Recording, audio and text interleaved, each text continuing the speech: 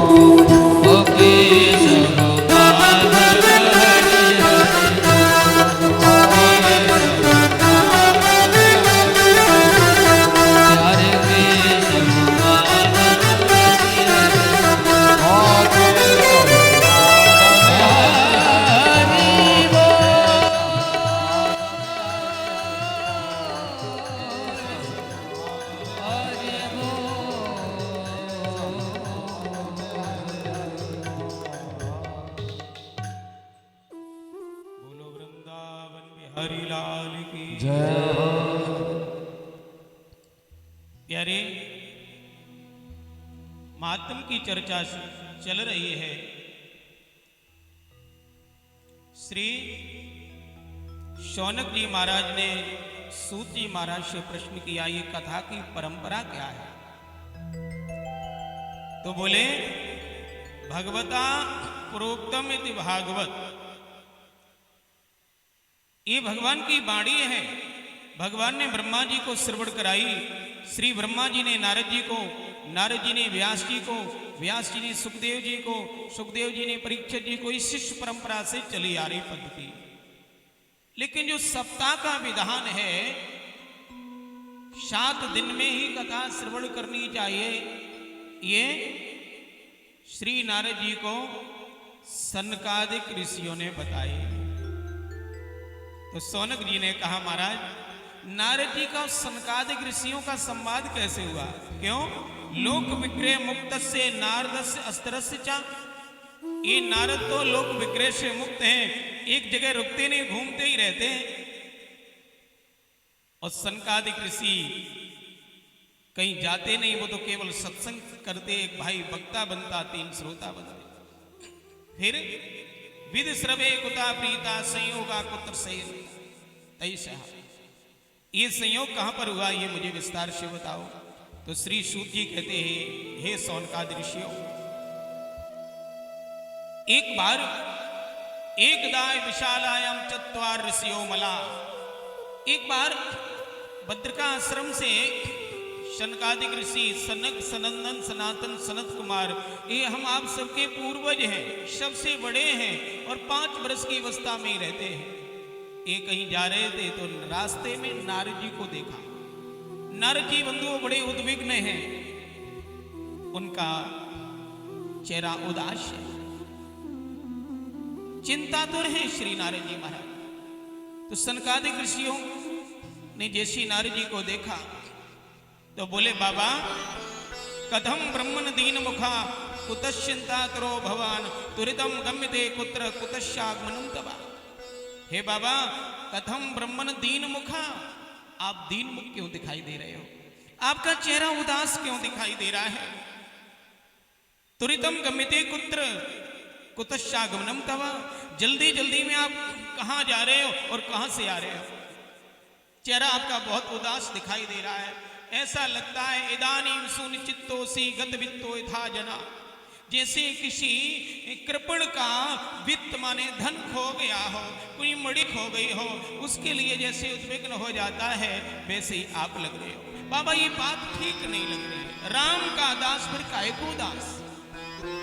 राम का दास बंधु कभी चिंता नहीं करता। सज्जनों, 2 शब्द एक जैसे हैं, चिंता और चिंतन। संसारी चिंता करता है अपने बारे में, और भगवान का जो भक्त होता है वो चिंता नहीं करता, चिंतन करता है। भगवान का चिंतन करता है। और भगवान कहते हैं, जो मेरा चिंतन करता है उसकी चिंता फिर हम करते हैं। हम चिंता में डूबे रहते। चिंता बंधुओं चिता से भी अधिक घातक होती है। चिता तो मुर्दे को जलाती है, चिंता जिंदे को जलाती है। चिंता का संकल्प है। चिंता चिंता करने वाले से कहती है, चिंता करते रहो, मेरा संकल्प है। चिंता कहती है, तुम चिंता करते रहो, मेरा संकल्प है आपको बहुत जल्दी ही चिता पर पहुंचा दूंगा। चिंता का संकल्प है, चिंता करने वाले को बहुत जल्दी चिंता पर पहुंचा देती है। और बंधुओं, चिंतन का भी संकल्प है। चिंतन कहता है चिंतन करने वाले से, भैया भगवान का चिंतन करते रहो, चिंतन करते रहो, मेरा संकल्प है आपको बहुत जल्दी भगवान राधा गोविंद की गोदी में पहुंचा देंगे। तो हमको क्या करना चाहिए? चिंतन करना चाहिए। हाँ? ठाकुर जी के जो भक्त होते वो चिंता नहीं करते। जाई विधि राखे राम ताई विधि रहिए, सीताराम सीताराम सीताराम कहिए। एक महात्मा कह रहे थे, कभी घी घना चकाचक, कभी मुट्ठी भर चना और कभी वो भी मना। प्यार से बोलो राधे राधे। चिंता नहीं करते संत, जिस हाल में है उस हाल में प्रसन्न रहते हैं। बंधु हर हाल में आपने खुश रहना सीख लिया तो समझो आपने जीवन जीना सीख लिया है। प्रतिकूलता अनुकूलता आती रहती है, उथल पुथल होती रहती है, चढ़ाव उतार जीवन में रहेगा, लेकिन हरि को मत भूलो। प्यारे जब हरि का विस्मरण हम कर देते हैं तो वो प्रतिकूलताएं, वो जीवन में अभाव जो है आपके मन पर प्रभाव डालना शुरू कर देते हैं। एक मंदिर में दो महात्मा पहुंचे। एक महात्मा का नाम है एकनाथ। एकनाथ जी की पत्नी बड़ी सुलक्षणी है, और पत्नी सुलक्षणी हो बंधुओं तो भजन में खूब मन लगता है। बोलो सतगुरुदेव भगवान की जय। आप हम सब के मध्य में पूज्य महाराज श्री का पदार्पण हुआ है। बोलो भक्त वत्सल भगवान की। एकनाथ महाराज जी ने भगवान को धन्यवाद दिया। बोले हे प्रभु, आपको मैं कोट कोट बार धन्यवाद देता हूँ। आपने बड़ी कृपा की, मेरी पत्नी बड़ी सुलक्षणी है, भजन में खूब मन लगता है। जब मैं आरती करता हूँ तो मेरी पत्नी घंटी बजाती है, और जब वो आरती करती तो मैं घंटी बजाता हूँ। दोनों में बड़ा प्रेम है। उसके बाद मंदिर में गए तुकाराम जी महाराज। तुकाराम की पत्नी बड़ी कर्कश है, बड़ी झगड़ालू है। तुकाराम जी मंदिर में पहुंचे और भगवान को धन्यवाद दिया। हे प्रभु, आपको कोट कोट बार धन्यवाद। आपने बड़ी कृपा की, मेरी पत्नी झगड़ालू है, गाली देने वाली। बोलो राधे राधे। झगड़ालू है, भगवान से नहीं रहा गया। भगवान प्रकट हो गए। अरे तुकाराम, एकनाथ धन्यवाद दे रहे, वो तो ठीक लग रहा है, उनकी पत्नी सुलक्षणी है, तेरी तो झगड़ालू है। तो कह रहा भगवान आपको करोड़ों बार धन्यवाद, आपने पत्नी झगड़ालू दी, ये कहाँ कृपा है। तुकाराम कहने लगे प्रभु यही तो कृपा है। कैसे? अगर वो झगड़ा करने वाली न होती, प्रेम करने वाली होती तो उसके झूठे प्रेम में हम फंस जाते। वो जब झगड़ा करती है तो नाराज होकर के हम वृंदावन चले जाते, 4-5 महीने खूब भजन करते, सत्संग करते। जब गुस्सा ठंडी हो जाती फिर आते घर में, 2-4 दिन रह पाते, फिर वो गाली वाला इंजेक्शन लगा देती है, फिर नाराज होके हरिद्वार चले जाते। प्यार से बोलो राधे राधे। 4 महीने वहां सत्संग करते। जब वहां से गुस्सा ठंडी होती आता हूं तो फिर वो इंजेक्शन लगा देती है, फिर अयोध्या चले जाते, खूब भजन होता है। एक की पत्नी झगड़ालू है, वो भी कृपा मान रहा है, और एक की सुलक्षणी, वो भी कृपा मान। हाँ, तुकाराम के जीवन को उठा के पढ़ना कभी भक्तमाल में। तुकाराम ऐसे महात्मा हैं, ऐसे महात्मा हैं, हर हाल में प्रसन्न रहते। एक बार बंधु तुकाराम जी बैठे थे, राम राम राम राम जप रहे, माला घुमा रहे थे। उनकी पत्नी बोली ये माला से काम नहीं चलेगा, कुछ कमाया करो। तो बोले क्या कमाओ? राम राम करता तो। बोले जाओ, किसान लोग गन्ना काट रहे, ईख आपके यहां तो बहुत है, इधर बरेली क्षेत्र में इधर तो ईख बहुत होती है। गन्ना किसान लोग काट रहे, खेतों में जाके मदद करना, कुछ मिल जाएंगे। आहा, तुकाराम जी गए किसान के पास में, किसान से कहने लगे भैया मैं मदद करूं, थोड़े मुझे भी दे देना। किसान बोला ऐसे ही ले जाओ। बोले नहीं, मैं मेहनत के लेता हूं। बंधु दिन भर मेहनत की, शाम को किसान ने 20 गन्ने दे दिए। 20 गन्ना लेकर के चल रहे थे, रास्ते में मिल गए छोटे छोटे बच्चे, कहने लगे बाबा एक गन्ना मुझे दे दो, एक गन्ना मुझे दे दो। एक एक करके सब गन्ने बांट दिए। एक बच्चा एक लेकर के पहुंचे। उधर से पत्नी आ रही थी पानी भर के।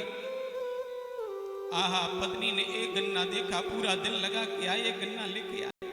50 तो खरी खोटी गाली सुनाई, तुकाराम पर कोई असर नहीं हुआ, मुस्कुराते रहे।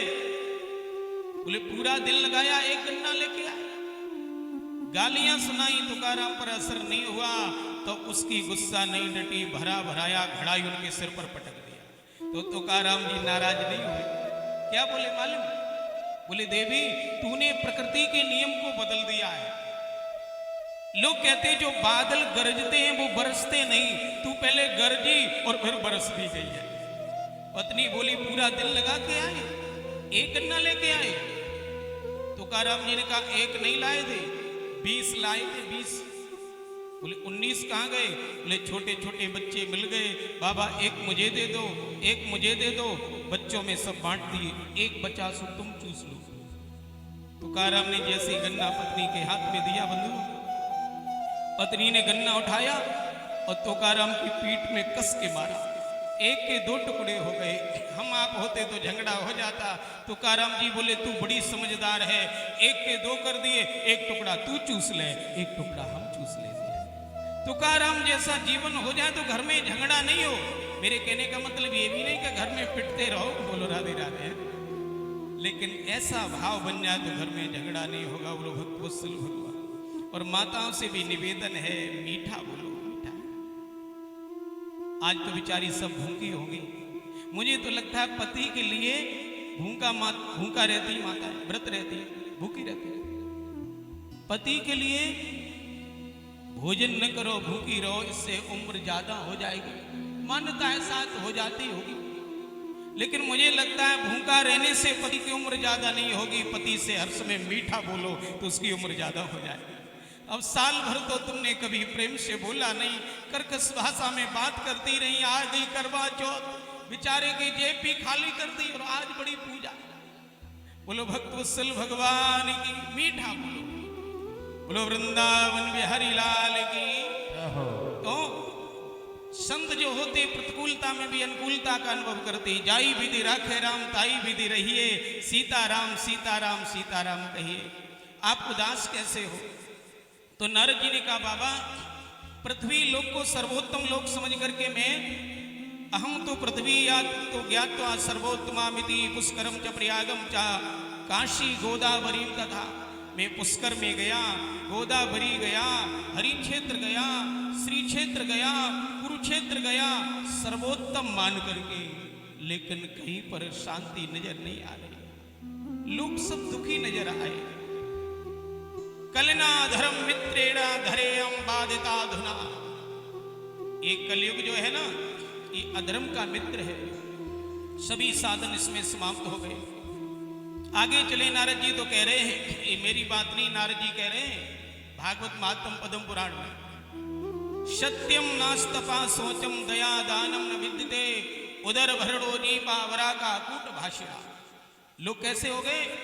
बोले सत्यम नास्तपा सोचम, सत्य नजर नहीं आ रहा है, सब झूठे। जीवन से सत्य निकल गया। अब ये जब से मोबाइल चला तब से लोग और झूठ बोलते। किसी का फोन आया, भैया बोले मैं घर पे नहीं, मैं तो शाहजहांपुर में बैठा यहाँ। एक भाई के पास किसी का फोन आया, उसने बच्चे को दे दिया, बोले कह दो बेटा पापा घर पे नहीं है, वो बरेली गए हुए।